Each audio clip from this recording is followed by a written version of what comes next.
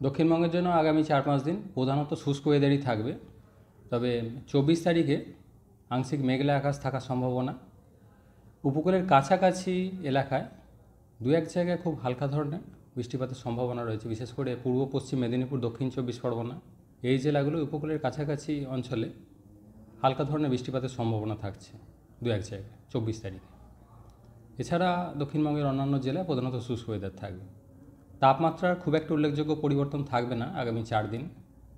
যেরকম চলছে এখন এর কাছাকাছি কন্টিনিউ করবে। বর্তমানে যেটা রয়েছে কলকাতা পার্শ্ববর্তী অঞ্চলে গত 24 ঘন্টায় 16 ডিগ্রি কাছাকাছি ছিল, যেটা স্বাভাবিক এই সময় থাকার কথা 14.5 ডিগ্রি কাছাকাছি, অর্থাৎ স্বাভাবিকের থেকে বেশি রয়েছে কিছুটা।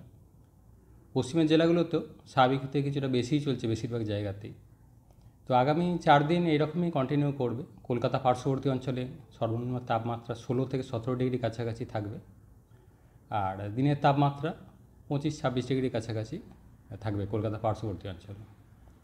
তাপমাত্রা কিছুটা পরিবর্তন 27 তারিখের পর থেকে কিছুটা কম হওয়া শুরু করবে, যেহেতু পশ্চিমী ঝঞ্ঝা একটার পর একটা পরপর রয়েছে, যে কারণে এখনই তাপমাত্রা খুব একটা কমছে না, স্বাভাবিকের থেকে বেশিই চলছে। উত্তরবঙ্গের জন্য মেনলি দার্জিলিংয়ের পাহাড়ি এলাকায় দু এক জায়গায় হালকা বৃষ্টির সম্ভাবনা থাকছে 25 তারিখ নাগাদ। উত্তরবঙ্গের অন্যান্য জেলাগুলোয় প্রধানত শুষ্ক ওয়েদার থাকবে।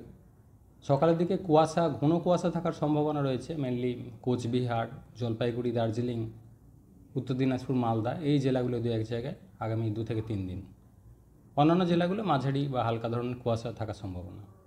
দক্ষিণবঙ্গের ক্ষেত্রে কুয়াশা মেনলি হালকা ধরনেরই থাকার সম্ভাবনা, কিছুটা বেশি থাকার সম্ভাবনা মাঝারি ধরনের মেনলি পশ্চিম বর্ধমান, বীরভূম, মুর্শিদাবাদ, পূর্ব বর্ধমান এই জেলাগুলো আগামী 2-3 দিন।